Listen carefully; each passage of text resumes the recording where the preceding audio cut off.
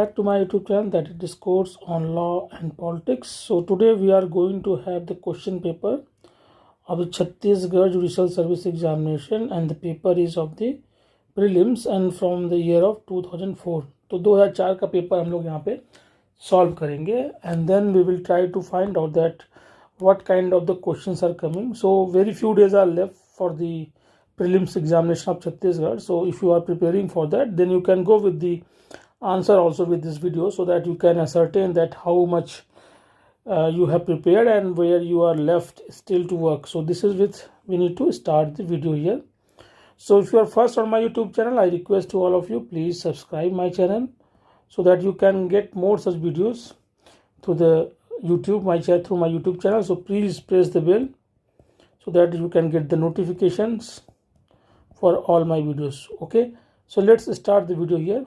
One by one we will take the questions, and total number of the questions which are going to come here, that is the 100. Okay, so let's start the video here. Okay, the first question is here: decrees shall be deemed to include the rejection of a plaint and the determination of any question with section 144 of the CPC. So this is the point which has been given. A kind of a statement is there, and now we have to see whether this statement is correct or not. So this statement is correct here. It is: decrees shall be deemed to include the rejection of plaint and the determination of question both under section 144 of CPC. So you can refer to section 2 clause 2 of the CPC here, where you can get the answer of this question. Next question which you can see: whether an issue heard finally decided by a competent court of limited jurisdiction shall operate as res judicata in a subsequent suit that the aforesaid court was not competent to try. So where a matter has been heard and finally decided by a competent court of limited jurisdiction, whether it will operate as a res judicata or not. So of course it is going to operate as a res judicata. So res judicata is given under the section 11 explanation 4 of the CPC. Okay, let's see the next question. Under section 34 of CPC, court can award interest from the date of decree to the date of payment for such earlier date as the court may think fit. So under section 34 of CPC, court can award interest from the date of decree to the date of payment of such earlier date as the court may think fit, and the rate of such interest shall not exceed what kind of the limitation is given here. The limitation which is here, that is a 6%. जो कोई भी interest आप लगाएंगे वो 6% से ज़्यादा नहीं होना चाहिए. ठीक है. Next question is here: caveat shall not remain in force after the expiry of dates, expiry of particular dates. Okay, so here you find that the right answer of this question is the 90 days. काफ़ी popular question है caveat के बारे में, और section 148A of जो CPC है उसको आप देख सकते हैं यहाँ के लिए. ठीक है.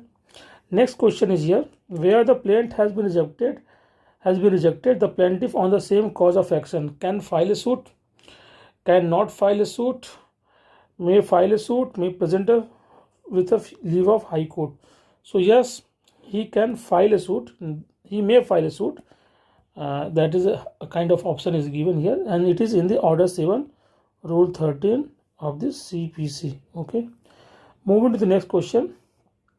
The next question is here: where decrees for the partition of an undivided states assessed to the payment of revenue to the government, the partition of the state in accordance with the law for the time being in force shall be made.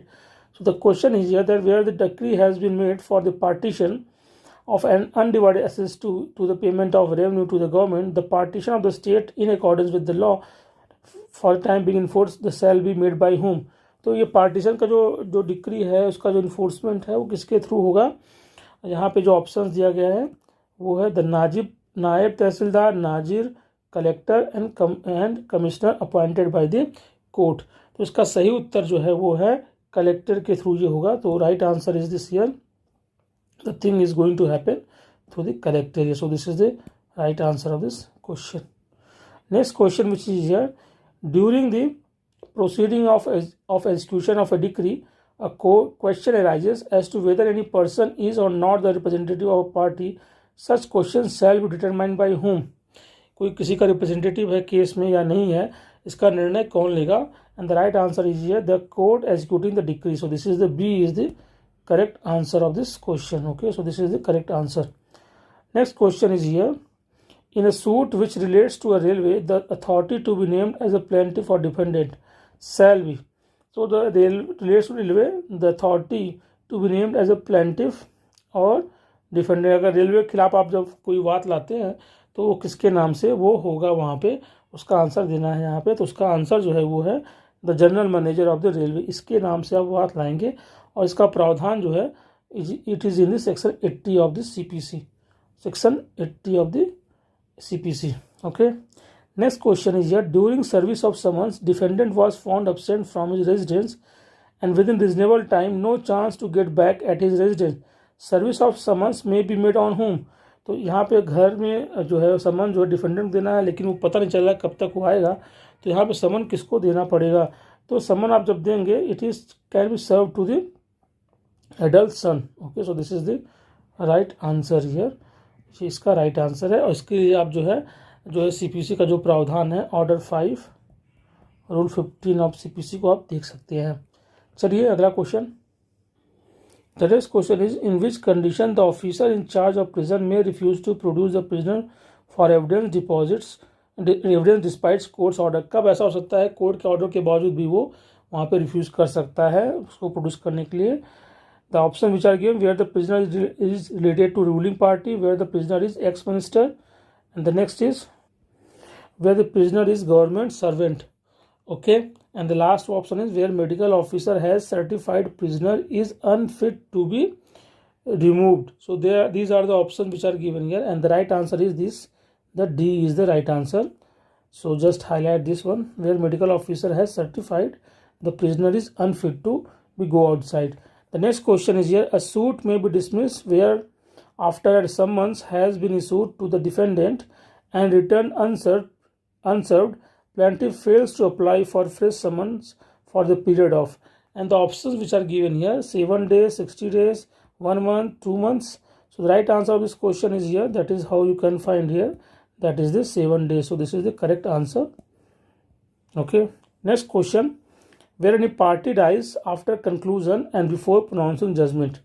Okay, so where the party itself dies before the conclusion and judgment pronounced, then in that case what would be the effect of this case?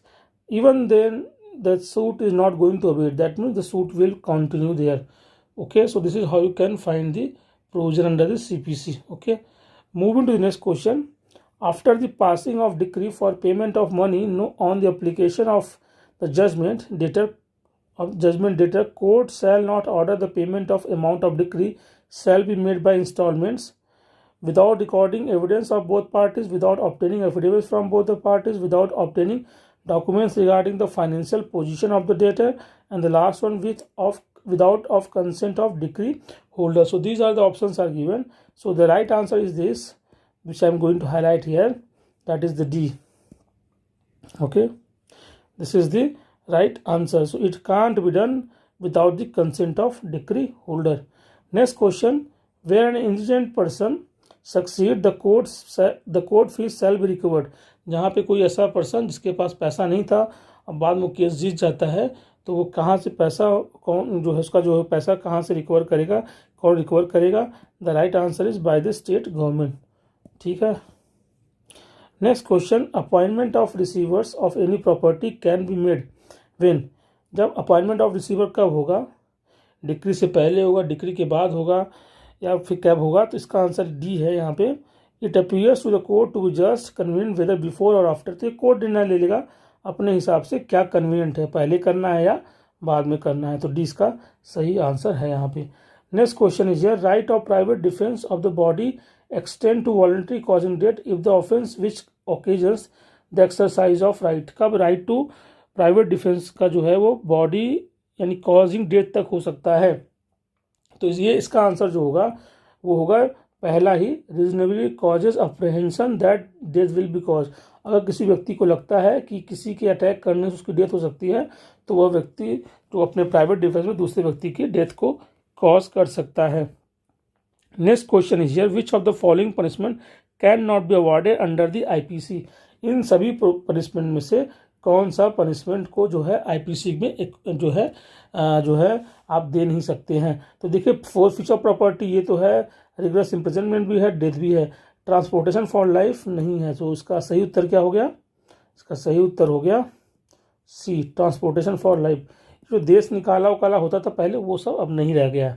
ठीक है, the next question is nothing is an offence which is done by a child below the age of 7 years, आपको पता ही है डोली इन capex का यहाँ पे सिद्धांत लगता है, तो ये सही आंसर है और ये सेक्शन 82 में ऑफ द आईपीसी। अगला क्वेश्चन यहाँ पे है, what is not correct about rape, rape के बारे में क्या सही नहीं है। Consent is immaterial if she is under 16 years, yes ये सही है। सफिशिएंट ये भी जो है सही है। Intercourse by a man with his own wife and wife की उम्र अगर 15 साल से कम है तो रेप नहीं होगा, 15 साल से कम नहीं है तो रेप नहीं होगा। और डेथ पेनाल्टी में भी अवॉर्डेड, ये जो है इनकरेक्ट है, क्योंकि रेप के केसेस में डेथ पेनाल्टी तभी होती है जब वहाँ पे मृत्यु कारित होता है, यानी कि जब डेथ कॉज किया जाता है। तो इसका सही आंसर क्या है, ये है जिसको मैं हाईलाइट कर रहा हूँ, डी, ये है एक correct answer. Next question is here, A instigate B to instigate C to murder Z, A ने बी से कहा कि सी को इंस्टिगेट करो कि जेड का मर्डर करे, बी अकॉर्डिंगली इंस्टिगेट सी, और उसके बाद बी ने सी को इंस्टिगेट किया कि जाके जेड का मर्डर करो, और उसके बाद सी ने जो है वहाँ पे मर्डर कर दिया। तो इन कॉन्सिक्वेंस ऑफ बीज इंस्टिगेशन, तो ए की लाइबिलिटी क्या होगी, क्या ए की लाइबिलिटी यहाँ पे बनेगी या लाइबिलिटी नहीं बनेगी। तो उसकी लाइबिलिटी तो पूरी तरीके से बनेगी, क्योंकि वही तो मुख्य जो है क्या कहते हैं षड्यंत्रकारी या अबेटमेंट वाला बात है वहाँ पर किया है। तो यहाँ पे डी होगा, उसने अबेट किया सबसे पहले। ठीक है, अगला प्रश्न है, what is the offence where preparation of offence is also punishable, यहाँ कौन सा इसमें अपराध है जिसकी प्रिपरेशन करना ही पर्याप्त है कि आपको जो है सज़ा मिल जाएगी। और इसका आंसर बहुत ही है सिंपल सा, डकैती। ये कई बार क्वेश्चन पूछा गया है, यूपी में, झारखंड में, बिहार में, मतलब जिन राज्यों में होते हैं लगभग हर जगह पूछा जाता है, और सेक्शन 399 ऑफ द आईपीसी में ये प्रावधान दिया गया है। चलिए आगे क्वेश्चन को देखते हैं। अगला प्रश्न यहाँ पे है, the court magistrate of first class में pass sentence of imprisonment for a term not exceeding how many years, और यहाँ पे जो कोर्ट है उस कोर्ट कौन सा है, वो मजिस्ट्रेट ऑफ फर्स्ट क्लास है। तो अधिकतम वो कितनी सज़ा दे सकता है, इस प्रश्न का जवाब यहाँ पे हमें देना है। तो वो अधिकतम कितने साल सज़ा देगा, वो 3 साल की सज़ा दे सकता है। इसके लिए आप जो है सीआरपीसी की जो धारा है 29 क्लॉज 2 यानी सेक्शन 29 क्लॉज 2 को आप दे सकते हैं सीआरपीसी का। ठीक है, चलिए, the maximum term of imprisonment awarded in summary trial is, summary trial में मैक्सिमम जो है इम्प्रिजनमेंट कितना होता है, वो 3 मंथ्स होता है। ये क्वेश्चन पिछले साल भी आया था, 2003 में आया था, इस बार भी 2004 में इसको रिपीट किया गया है। ठीक है, और इसके लिए जो है आप सेक्शन जो है 262 आप सीआरपीसी को देख सकते हैं। ठीक है, अगला क्वेश्चन यहाँ पे है, whenever a magistrate is of opinion after hearing the evidence for prosecution and the accused is guilty and that he ought to receive a severe punishment, then such magistrate is empowered to inflict, the magistrate may forward the case to whom, ये किसको case forward करेगा, जब ये लगता है कि evidence for prosecution है और गिल्टी भी हो गया है और बाद में उसको पता लगता है इसको सीवियर पनिशमेंट हो सकता है, तब उस मजिस्ट्रेट इसको इन्फ्लिक्ट करने के लिए किसके पास ये सज़ा के लिए भेजेगा। तो इसके लिए किसके पास भेजेगा, चीफ जुडिशियल मजिस्ट्रेट के पास वो भेजेगा। This is the option which you can find the correct is, और ये जो है कहाँ लिखा हुआ है 325 ऑफ द सीआरपीसी में। ठीक है, चलिए, inherent powers under section 482 of CrPC, ये कौन एक्सरसाइज करता है, ये क्वेश्चन भी कई बार पूछा गया है और इसका सही उत्तर है वो हाई कोर्ट करता है। ठीक है, चलिए आगे देखते हैं। When the person who would otherwise be competent to compound an offence under section 320 of CRPC is dead, तो वहाँ पे क्या होगा, यानी the person who would otherwise be competent to compound an offence under section 320 of CRPC is dead, then वो क्या होगा, उसका क्या वहाँ पे क्या होगा तो वहाँ पे लीगल रिप्रेजेंटेटिव की बात आ जाएगी। तो then legal representative of such person can compound the offence with the consent of the court. वहाँ पे जो है लीगल रिप्रेजेंटेटिव आएगा और वो कोर्ट के परमिशन के साथ जो है उसको कंपाउंड करने की बात करेगा। The next question is here, when will proceeding be vitiated if the magistrate is not empowered to do so. कब विल का प्रोसीडिंग जो है वो खराब हो जाएगा, वो डिस्टर्ब हो जाएगा, if the magistrate is not empowered to do so. तो इसका जो सही उत्तर है वो है C, tries an offender summarily. So this is the right answer of this question. Next question देखते हैं 39। No wife shall be entitled to receive a maintenance from her husband under section 125 of the CRPC। कब कोई wife जो है इसको maintenance का हक नहीं प्राप्त होगा, वहाँ पे ये है तब जब वो सी इज लिविंग इन एडल्ट्री। ये तो आपने पढ़ा होगा 125 ऑफ द CRPC में। अगला क्वेश्चन यहाँ पे है, if a person in lawful custody escapes, the person from whose custody he escaped may immediately pursue and arrest him। कहाँ पे वो परसू कर सकता है, कहाँ वो अरेस्ट कर सकता है? अगर वो भाग गया लॉफुल कस्टडी के साथ तो भारत में कहीं भी पाया जाएगा उसको अरेस्ट किया जा सकता है। तो ये आंसर इसका सही है, इसको आप अरेस्ट पढ़ सकते हैं, CRPC के जो प्रावधान है। ठीक है, next question is here, what is true about the court of sessions. Court of session के विषय में क्या सही कहा गया है? तो it can take the cognizance without committal, it can not take the cognizance without the committal, it can take cognizance on DM's recommendation, it can cognizance if the challan put up by SP। तो जो court of session है, it can take cognizance without committal. तो इसका सही उत्तर क्या हो गया? B हो गया। तो हम बी को यहाँ पे हाईलाइट करते हैं, ये इसका सही आंसर हो गया यहाँ पे B. Okay, the court of session can not take cognizance without the committal, committal होना जरूरी है। अगला क्वेश्चन है, in relation to FIR which of the following statement is not correct। so we have to see which statement is not correct। ध्यान रखिए, छत्तीसगढ़ में इस प्रकार के प्रश्न आते हैं, कौन सा स्टेटमेंट करेक्ट है, कौन सा स्टेटमेंट करेक्ट नहीं है। तो ध्यान से आप पढ़िएगा तो आपको देखने को पता चलेगा कि पहली बात तो it is not substantive no evidence. Yes, ये तो करेक्ट स्टेटमेंट है। It merely marks the beginning of the investigation, ये भी सही है। It can not be use as a previous statement for any purposes, ये गलत स्टेटमेंट है। तो यहीं पे इसको पकड़ लेते हैं और यहीं पे इसको मार्क कर देते हैं। ठीक है, मार्क कर दिया भाई यहाँ पे, ये जिसका स्टेटमेंट है वो गलत है क्योंकि इसको इस्तेमाल किया जा सकता है। The next question is here, if in a criminal appeal an accused dies and his near relatives wish to continue with in how much time they में मस्ट अप्लाई। अगर कोई क्रिमिनल अपील में एक्यूज डाई हो जाता है और उसका near relatives को कंटिन्यू करना चाहता है तो कितने समय के भीतर वो हो सकता है? तो वो जो होगा 30 डेज के भीतर करना पड़ेगा। This is the right answer. Okay, next question is here, 3 year period of limitation is prescribe for taking cognizance of the offence punishable with imprisonment for a term not exceeding. तो 3 year का जो है समय लिखा है कि 3 साल के भीतर आपको जो है मैटर को लाना होगा, वो किस प्रकार के ऑफेंसेज में है और उस ऑफेंसेज में सज़ा कितनी होती है। तो उसका सही उत्तर है 3 years, यानी 3 साल का अगर कोई अपराध है तो उसको 3 साल के भीतर ही लाना पड़ेगा, अदरवाइज लिमिटेशन वहाँ पे बार्ड हो जाएगा। चलिए आगे प्रश्न देखते हैं।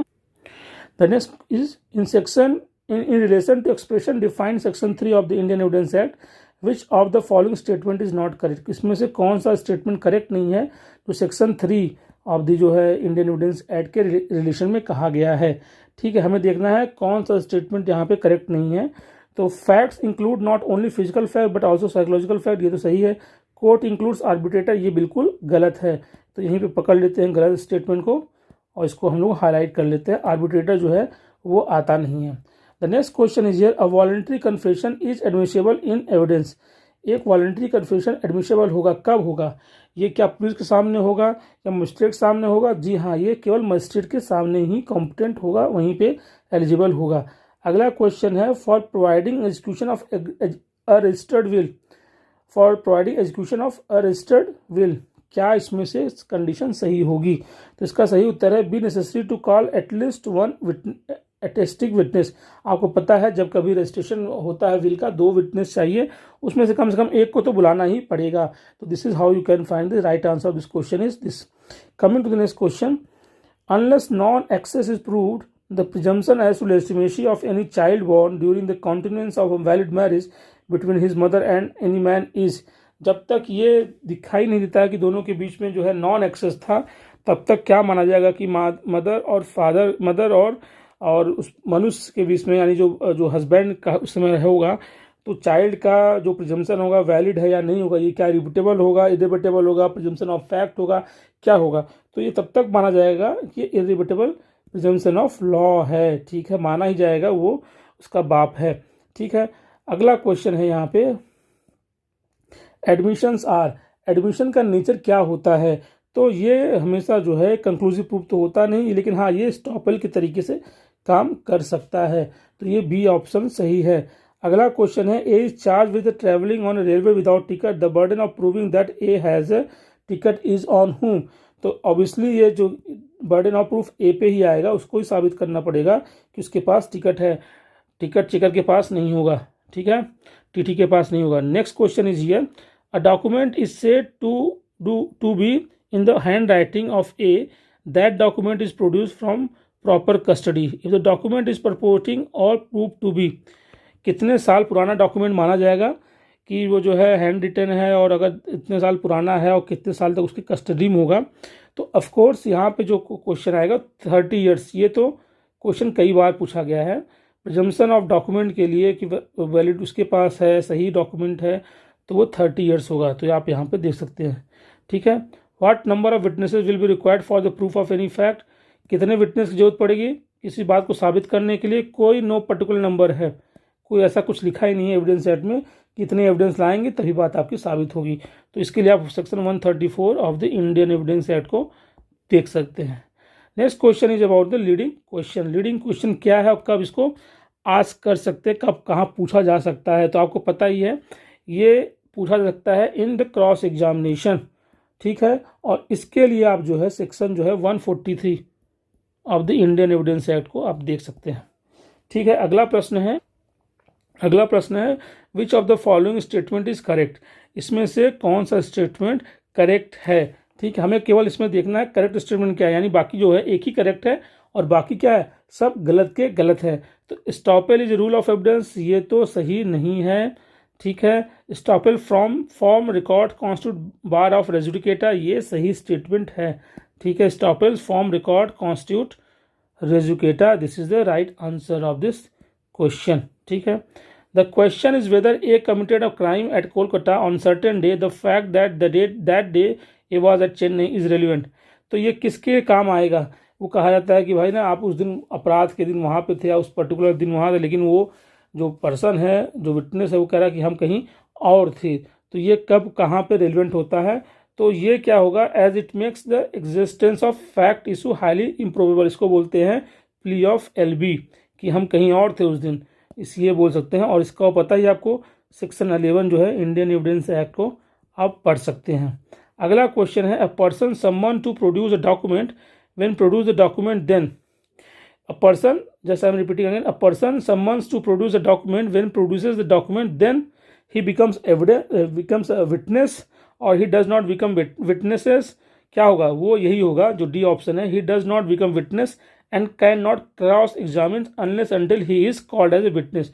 केवल डॉक्यूमेंट कोर्ट ने कहा भाई आप डॉक्यूमेंट लाओ, इसकी वजह से वो विटनेस नहीं होगा जब तक कि कोर्ट का आदेश नहीं मिलेगा कि उसको जो है विटनेस तरीके से माना जाए। चलिए आगे प्रश्न देखते हैं।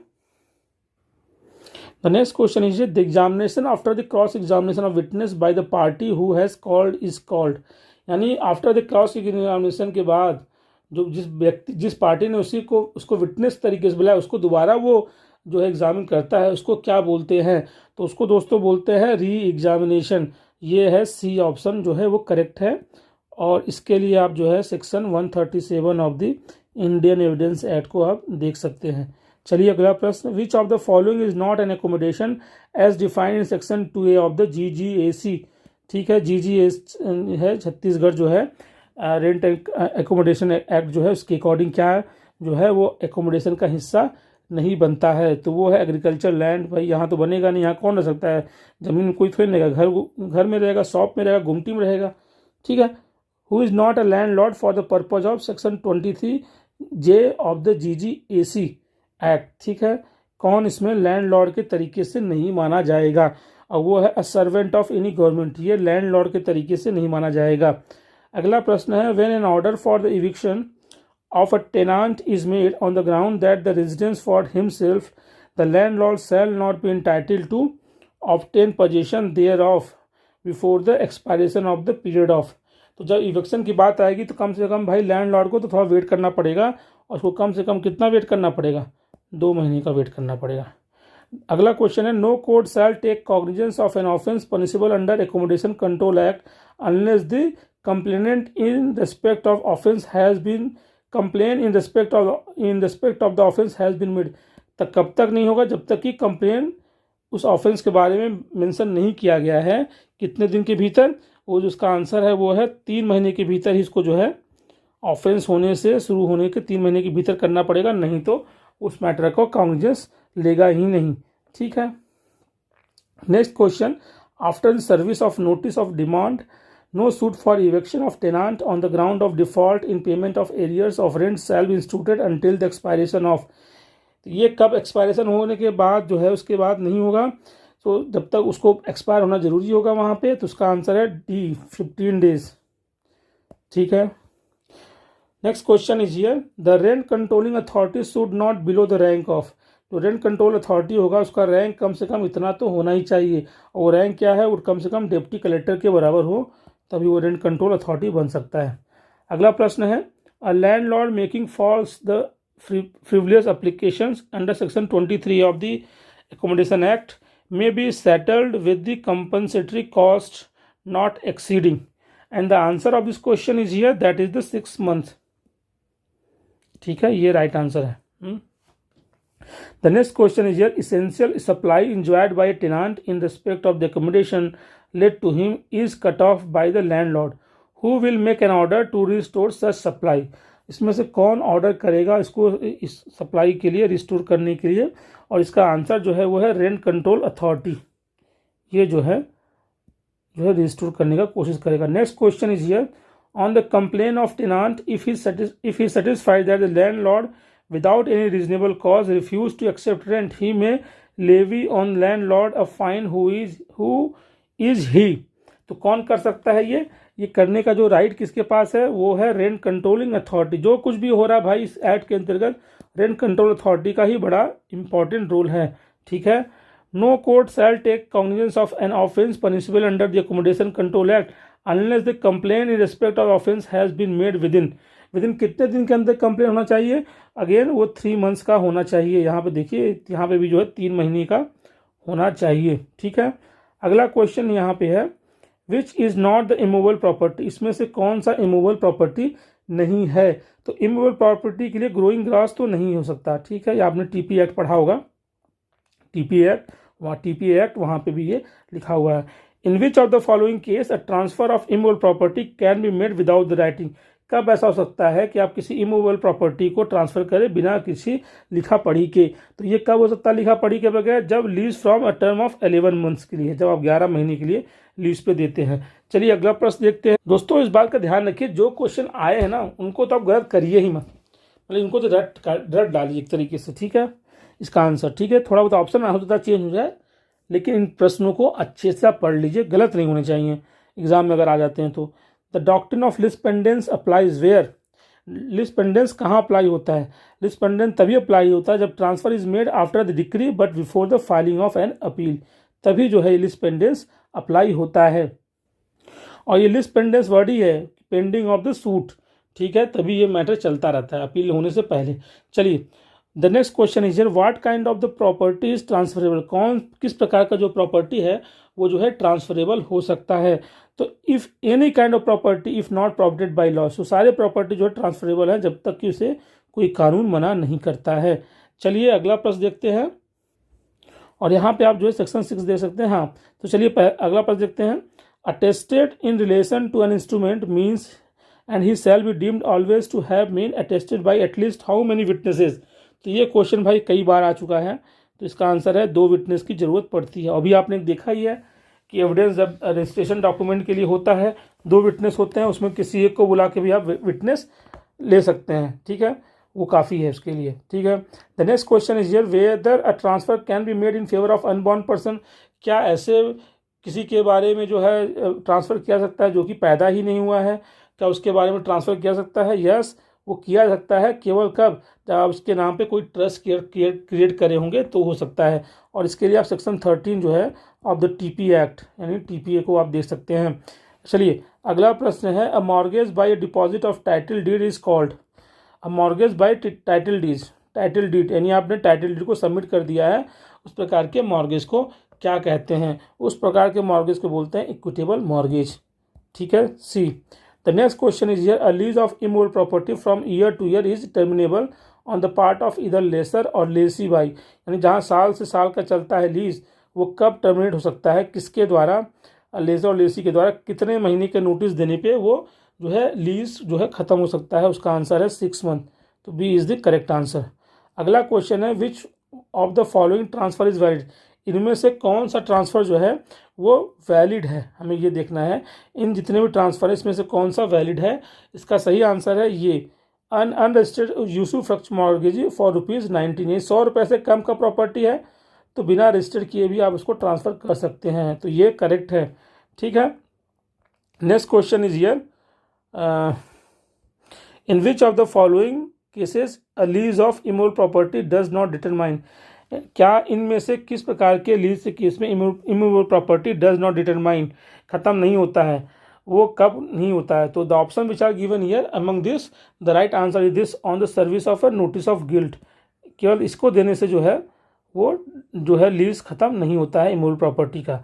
The next question is here, what is not required in gift. Gift में क्या जरूरत नहीं है? डोनर डोनी तो होना ही चाहिए, ठीक है, लेकिन कंसिडरेशन की कोई ज़रूरत नहीं है, तो बी जो है वो सही आंसर है। What will be the effect of mistake of the law in force in India on the agreement.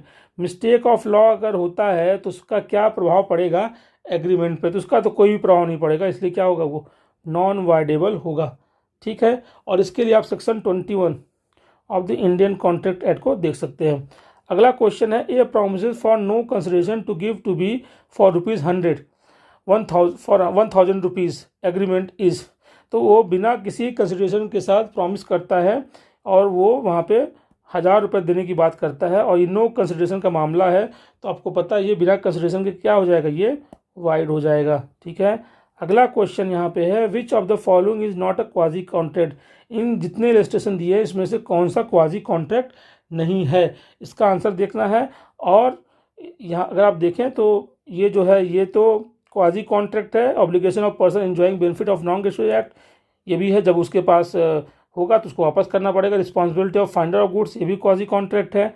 Quantum Marriott, ये भी एक प्रकार से जो है क्वाजी कॉन्ट्रैक्ट है। और डी जो है नोवेशन, ये क्वाजी कॉन्ट्रैक्ट का फॉर्म नहीं है, ये तो कॉन्ट्रैक्ट कब दोबारा जीवित हो जाता है उसके बारे में है, या किस तरीके से नए तरीके से बनता है, तो वो जो है नोवेशन का पार्ट है, ये जो है उसका पार्ट नहीं है। Next question is here, where no application is made and no time is specified for the performance of promise. तो कितना समय होगा, जहाँ कोई समय आपने बताया नहीं है तो वहाँ पे क्या होगा, वो रीजनेबल टाइम होगा। ठीक है, वहाँ आपको रीजनेबल टाइम के हिसाब से चलना पड़ेगा। अब प्रपोजल व्हेन एक्सेप्टेड, जब आप कोई प्रपोजल को एक्सेप्ट कर लेते हैं तो क्या हो जाता है, जब आप प्रपोजल को एक्सेप्ट कर लेते तो वो प्रॉमिस बन जाता है, तो इसलिए प्रपोजल को जब भी आपने एक्सेप्ट किया वो प्रॉमिस के तरीके से होगा। अगला प्रश्न है, every agreement in restraint of the marriage of any person other than a minor. वो क्या होगा, जो भी मैरिज के रिस्ट्रेंट में जो है एग्रीमेंट आएगा वो ऑफकोर्स क्या हो जाएगा, वो तो प्रॉब्लमेटिक हो जाएगा, वो क्या हो जाएगा, वायर्ड हो जाएगा। तो सी यहाँ पे करेक्ट आंसर है। अगला प्रश्न है, X hires a carriage of Y, the carriage is unsafe though Y is not aware of it, and X is injured. For the injury to X, Y is, X ने जो है Y के जो है सवारी गाड़ी को लिया, Y को पता ही नहीं था कि जो है गाड़ी जो है इंजर्ड है, तो यहाँ पे क्या होगा, यहाँ पे लाइबिलिटी तो बनेगी ही बनेगी। ठीक है, लेकिन किस प्रकार की लाइबिलिटी बनेगी आप बताइए, लाइबिलिटी क्या 50% वाली बनेगी या कैसा बनेगा? जो ऑप्शन में आप देख रहे हैं ये यहाँ पे पूरी लाइबिलिटी उसकी बनेगी। भाई सामान तो उसी का था, उसको पता होना चाहिए कि सामान सही है गड़बड़ है। ठीक है, X interest Y with negotiable instruments endorsed in blank, Y sells them to Z in is violation of private orders from X, the sale is. तो यहाँ पे सेल क्या होगा, अगर एक्स ने वाई को इंटरेस्ट किया निगोशिएबल इंस्ट्रूमेंट और वाई जो है इसको बेच देता है to Z, is violation of private order from X, the sale is going to be of course as a valid, even though that it is going to be as a valid. Okay, the next question is here, A supplies B lunatic with necessary suitable, यानी ए जो है एक व्यक्ति जो भी है को कुछ चीज़ें जरूरी के सामान देता है उसके जीवन के लिए, और वो जो कि मानसिक रूप से उतना स्वस्थ नहीं है बी, ठीक है। तो क्या ए इंटाइटल्ड होगा उसकी प्रॉपर्टी से कुछ लेने देने के लिए, तो क्या उसको कुछ मिलेगा वहाँ पे बी के प्रॉपर्टी से, तो वहाँ पे जो है बिल्कुल बात तो बनती है क्योंकि उसने उसकी हेल्प किया था तो ये ले सकता है, ठीक है। Which of the following statement is correct in relation to sub agent. अब देखिए यहाँ पे एजेंसी से भी क्वेश्चन आ गया है, इसमें से हमको देखना है which statement is correct in relation to sub agent, ठीक है। और अगर आप स्टेटमेंट देखें तो पहला वाला जो है he is employed by the principal in the business of the agency, तो ये जो है यहाँ पे ये सब एजेंट की बात कर रहा है, ये तो गलत हो गया, ठीक है। He is employed by the original agent in the business of agency, यानी क्या होता है सब एजेंसी में, सब एजेंसी में यही होता है कि एजेंट भी जो है किसी को हायर कर लेता है, तो यही केस होगा, तब क्या हो जाएगा ये सब एजेंट हो जाएगा। A gives authority to B to sell as land and to pay himself out of the proceeds the डेब्ट due to him from A in the absence of an express contract, तो ये क्या होगा भाई यहाँ पे जगह उसने कहा कि प्रॉपर्टी बेच के जो है ले लो आप, हाँ जो है उसमें जो भी मिलेगा आप अपना ले लो, उससे पे कर लो, तो यहाँ पे क्या होगा, यहाँ पे होगा D, A can not revoke this authority nor can it be terminated by his death और इंसेंटी, इसको वो रिवोक नहीं कर सकता है, ठीक है। The jurisdiction to decide any dispute to which the state government is not a party relating to any right which is recorded in the record of the jurisdiction to decide any dispute to which the state government is not a party relating to any right which is recorded in the record of the right is concerned on, ये कौन decide करेगा कहाँ जुडिक्शन आ रहा भाई, ये decide करेगा यहाँ पे कलेक्टर, ठीक है। Now next question is again from their local laws, agriculture does not include, इसमें से एग्रीकल्चर क्या नहीं आता है, तो अगर आप ऑप्शन देखेंगे तो फॉरेस्ट ऑफ बिग बुशेस, ये जो है एग्रीकल्चर का पार्ट ही नहीं है, ये तो खेती का पार्ट ही नहीं है, तो फॉरेस्ट में बिग बुशेस की बात चल रही है, ठीक है। Who is not a revenue officer, इनमें से कौन रेवेन्यू ऑफिसर की हैसियत नहीं रखता है, तो रेवेन्यू इंस्पेक्टर जो है वो कभी भी रेवेन्यू ऑफिसर नहीं होता है, बाकी लोग क्या है वो सभी जितने भी हैं यहाँ पे सेटलमेंट ऑफिसर, नायब तहसीलदार, ये सब रेवेन्यू ऑफिसर है। अगला क्वेश्चन है land revenue for different lands will be assessed by, land revenue को अगर असेस करना होगा तो डिफरेंट लैंड्स के लिए कौन करेगा, वो करेगा यहाँ पे कलेक्टर करता है, ये ध्यान रखिएगा जब कभी रेवेन्यू लैंड रेवेन्यू की बात आती है कलेक्टर का रोल बहुत बढ़ जाता है, ठीक है। Which one of the following shall not be taken into account in estimating the cost of cultivation, इसमें से क्या कैलकुलेशन नहीं किया जाएगा कि एस्टिमेशन ऑफ कैलकुलेशन की कॉस्ट ऑफ कल्टीवेशन कितना है, इसमें से कौन सा फैक्टर नहीं लिया जाएगा, the answer is market value of the land, this is not to be taken into account. The next question is here, no usufructuary mortgage of any land by a Bhumi Swami shall be valid if it is for a period of exceeding, यानी कोई भी जो usufructuary mortgage है of any land by Bhumi Swami will be valid if it is for a period of exceeding, कितने साल से ज़्यादा का हो जाएगा तो वो वैलिड नहीं होगा, यहाँ पे वो है 6 साल, ठीक है। तो this is the right answer.